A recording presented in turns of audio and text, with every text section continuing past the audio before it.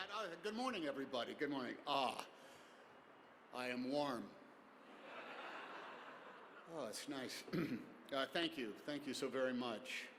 I'm here because of Nick Mueller. Nick Mueller and his 33 years of cajoling, phone calls, emails, mailings, etc. Today is the 3rd of November, 2023.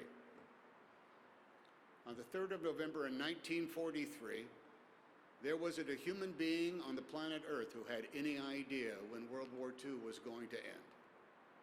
Not a one.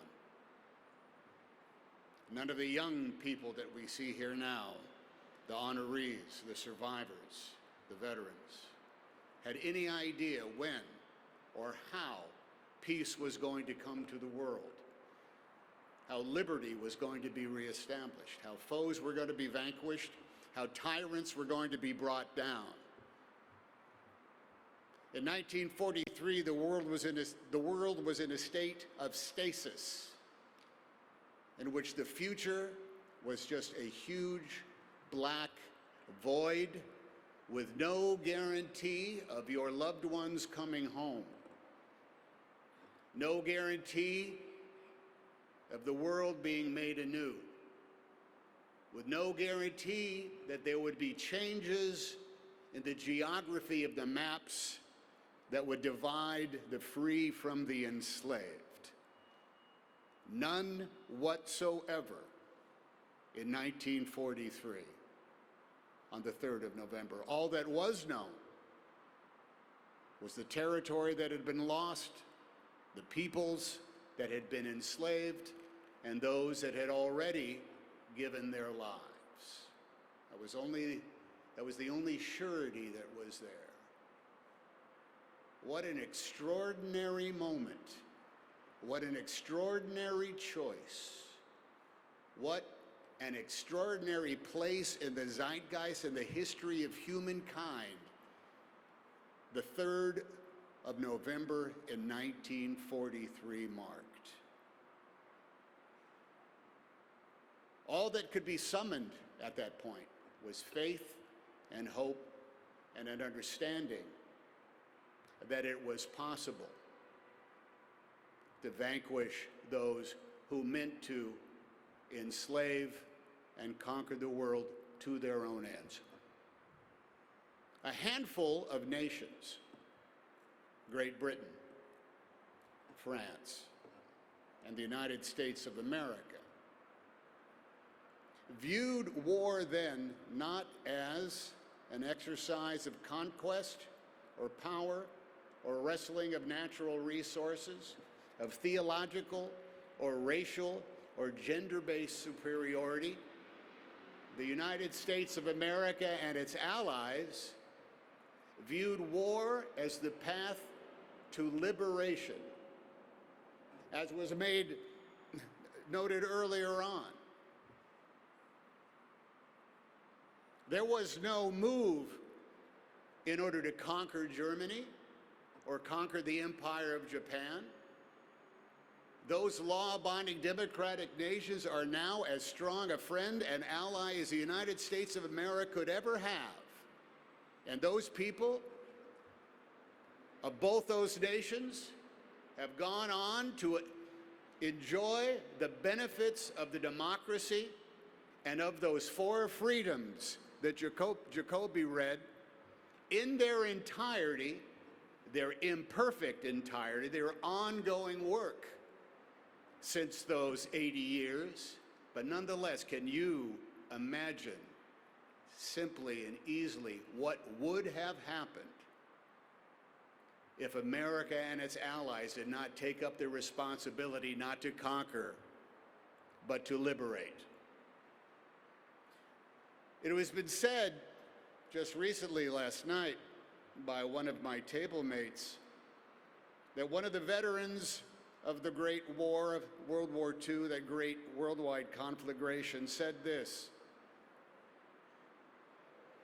"We did not defeat the enemy, we just took away their guns. there you have the task that lays before us and is, in fact, the mission statement of this magnificent museum, of this campus, of this repository of knowledge, of this place where any human being of any age or station can come and see the example of our responsibility as Americans and as freedom-loving people to periodically take up the cause of what? Of conquering? Of vanquishing? No, of liberty. Of removing from those warmongers, removing from those tyrants, removing from those despots their ability to make war upon their neighbors or around the world. This is an extraordinary place that has been built here. That day 23 years ago, this neighborhood and the museum, the D-Day Museum, was essentially 2 brick warehouses, a Higgins boat, and a tank. Now look at it. Now it is this fountain of perhaps the most important quality that World War II has left for the world. The knowledge of how it is done. The truth of why that war was fought. And the place where each of us can contribute to that great arsenal that is the arsenal of democracy. Each one of us can walk away from time spent in this museum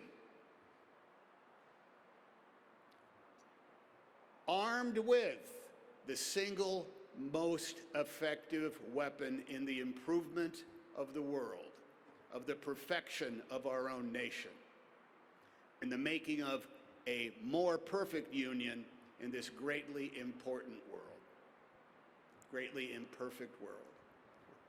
What is that weapon? What is that tool?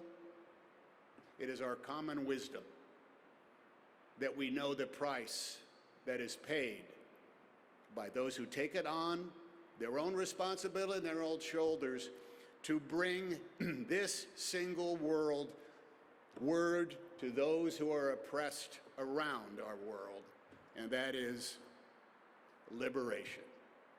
The job of liberation will go on for as long as we live. The job and the task and the responsibility of liberating the oppressed will forever be a part of the human condition.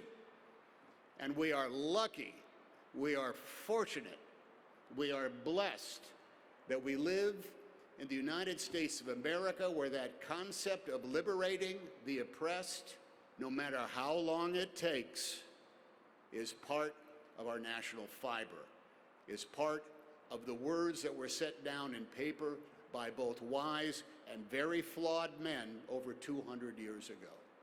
I go back again to November 3rd, 1943. What existed in the hearts of everyone who was alive at that point? What existed in the fiber of these young men and young women, though I see before us, who are still young and forever young, because they are forever at that place where they made that decision of what they were going to do and how they were going to contribute, how they acknowledged the truth that we are all in this together. What was it? It was hope, and it was faith, and it was a willing to sacrifice, but it was also the common wisdom that the United States of America was the arsenal of freedom, it was the arsenal of thought, and it was on the forefront of what? Of liberation. I invite you all to take in the Liberation Pavilion. It's an extraordinary, perhaps final chapter here in the job and the story of the National World War II Museum, but it is also an open-ended place because it does not have the finite ending of the end of the war and the surrender of the Japanese Empire and the Nazi regime.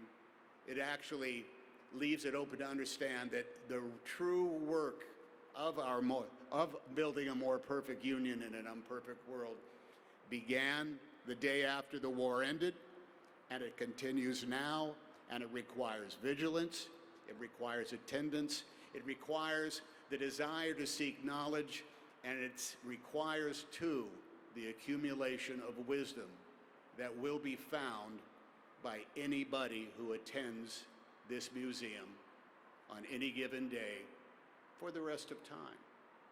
Hope and faith can lead us into the greatest possibilities in the world that we still cannot even imagine.